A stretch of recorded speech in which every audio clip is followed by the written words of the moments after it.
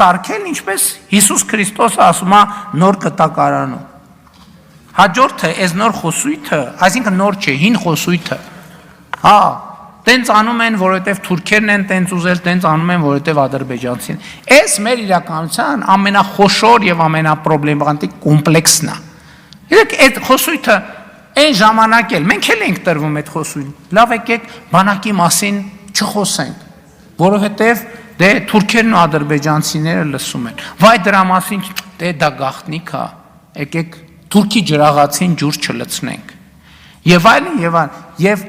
այս մի հատ ուրիշ շատ կարևոր բան կա։ Ես երբ որ խոսում էի հայրենասիրության կայսերական մոդելի մասին, ես վերջերս մի հատ ուրիշ բան եմ հասկացել, որ մենք մեր աշխարհ ենք ալելու մեր սեփական զգայարանները եւ ֆորմուլաները, բանաձևերը զարգացնելու խնդիր ունենք։ Ես այս վերջերս թերևս ոչ հրապարակային մի հանդիպման ժամանակ ասացի հետեւյալը. մենք աշխարհը ընկալելու սեփական ֆորմուլաներ չունենք։ Եթե անկարծ Ադրբեջանը, Թուրքիան, Ռուսաստանը եւ մի քանի այլ երկրներ որոշեն մի ամիս ոչ մի հայտարարություն չանեն, մենք կհայտնվենք մութ սենյակում մի վիճակում, ով գաղափար չունի ընդհանրապես, ես որտեղ է հանգել։ Եվ սա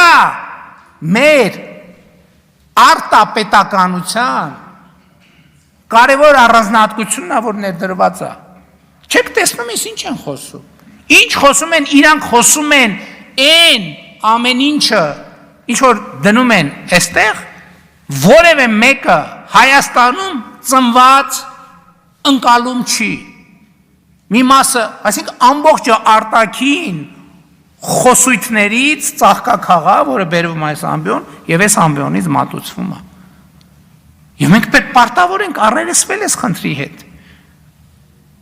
Ընդդիմադիր պատգամավորն ասում, ասեք, ինչ եք ուզում մեր ժողովրդից։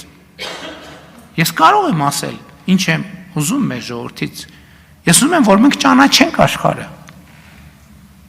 Ես ուզում եմ, ես ասել եմ բազմիցս, ոչ մեկ չի ասել, հետո իմիջիայլոց ոչ մի լրագրող հարց չի տվել, ասել եմ, երկրագունդը մեզ համար շարունակում է մնալ անծանոթ վայր, ոչ մեկ չի ասում, այդ ինչ ասցիր, այդ ոնց ասցիր, ոչ մեկ չի ասում, էսա,